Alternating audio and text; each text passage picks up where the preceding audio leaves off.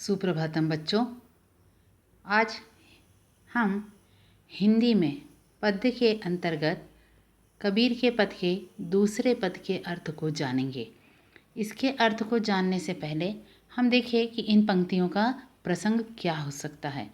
तो इन पंक्तियों में हुए वर्णन के आधार पर हम कह सकते हैं या हम लिख सकते हैं कि कबीरदास जी ने इस संसार में माया मोह में लिप्त मनुष्यों के व्यवहार का वर्णन किया है।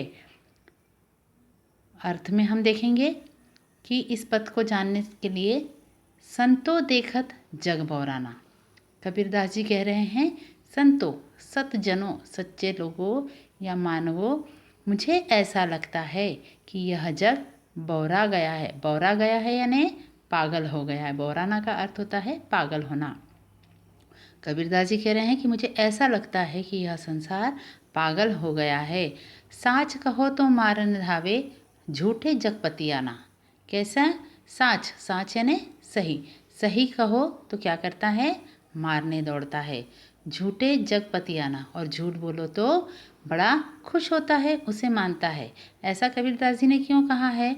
हम भी इस चीज़ को जानते हैं कि आज यदि हम किसी से कहेंगे कि मृत्यु जीवन का अटल सत्य है और इसके लिए हमें परलोक को सुधारने के काम करना है, तो जग के लोग हमें पागल ही कहेंगे। और कबीरदास जी लोगों को ज्ञान से यही चीज़ बतलाना चाहते थे कि सच्चा ज्ञान या सच्चा कर्म जो है वह ईश्वर को प्राप्त करना है। हमें निराकार ईश्वर की आराधना करना चाहिए। तो इस बात को लेकर संसार उन्हें पागल कहता था। तो यही बात उन्होंने कही है कि संसार में आज सब पागल दिखाई देते हैं। यह यदि उनसे सच्ची बात कहने जाते हैं तो वे हमें मारने दौड़ते हैं, और झूठी बातें यदि करते हैं तो उन्हें आनंद मिलता है। अपनी बातों को पुष्ट करने के लिए कबीरदास जी कह रहे हैं कि नेमी देखा धर्मी देखा।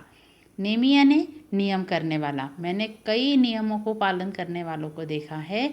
धार्मिक लोगों को, धर्मी यानी धर्म को मानने वाले लोगों को भी देखा है। प्रातः करे स्नाना, जो प्रातः क्या करते हैं? स्नान, उठते से ही स्नान ध्यान करके भगवान की पूजा पाठ करते हैं। आत्म मारी पखा नहीं पूजे, वे क्या करते हैं? आत्म यानी आत्मा, आत्मा को मारते हैं। पखा नहीं पूजे, पखा नहीं पूजे यानी पत्थरों को पूजे हैं। वे ऐसे हैं कि वे मनुष्य के मन में स्थित आत्मा को मारते हैं यानी उसका अपमान करते हैं और पत्थरों की पूजा करते हैं। उनमें कछु नहीं ज्ञाना, और वे भी जीवन की वास्तविक सत्य को नहीं जानते, उससे अनजान है। बहुतक देखा पीर औलिया, वे कहते हैं कि मैंने कई पीर औलिये देखे हैं यानी मुस्लिमों के पंडित देखे हैं, उनके पूजा पाठ करने वाले लोगों को देखा है। पढ़े किताब कुराना, जिन्होंने कई धार्मिक ग्रंथ कुरान पढ़े हैं।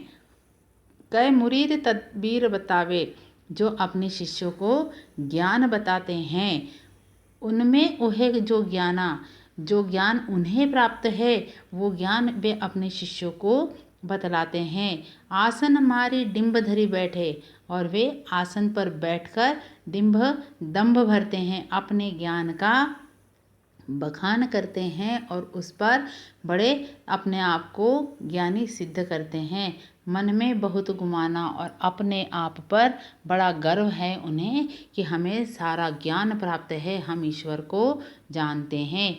पीपर पाथर पूजन लागे, वे क्या कहते हैं? लोगों से पीपल और पत्थर की पूजा करवाते हैं। हम देखते हैं कि हमारे धर्म ग्रंथों में कई वृक्षों की पूजा पाठ का नियम हमें बताया गया है।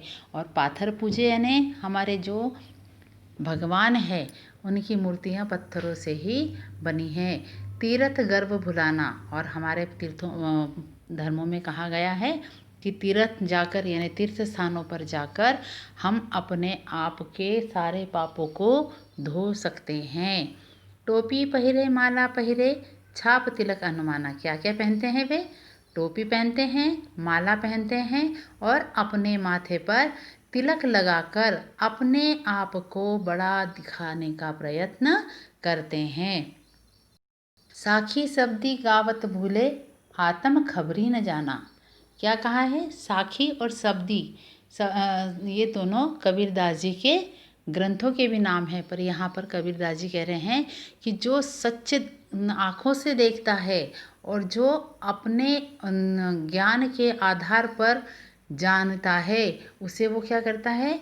भूल जाता है, या उसे वह सही मान लेता है। आत्म खबरी न जाना, और स्वयं की आत्मा जो गवारा करती है या आत्मा जो कुछ बताती है उसे वह नहीं मानता।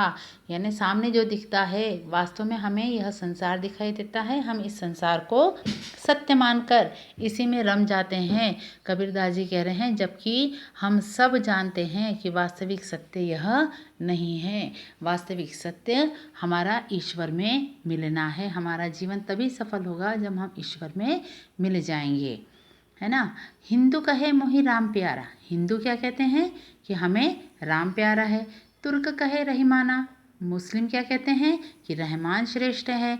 आपस में दो लरी लरी मुए, मर्म न काहू जाना। हिंदू और मुस्लिम अपने अपने इन्हीं बेतुके तर्कों को लेकर आपस में एक दूसरे से लड़ते हैं और अपनी जान गंवा बैठते हैं। मर्म न कहू जाना, और वास्तविक ज्ञान को कोई भी नहीं जानता कि ना तो कोई राम है, ना ही कोई रहीम है। ईश्वर तो एक ही है। घर घर मंत्र देत फिरत है, महिमा के अभिमाना। घर घर एक दूसरे को मंत्र देते हुए फिरते हैं, यानी एक दूसरे को ज्ञान बांटते फिरते हैं। महिमा के ईश्वर का गुणगान करने से ही हमें सब कुछ प्राप्त हो जाएगा। गुरु के सहित सिख सब बूढ़े, अंतकाल पछताना। गुरु अपने चेलों को ज्ञान देता है, ईश्वर के बारे में ज्ञान बांटने के लिए सब तरफ भेजता है।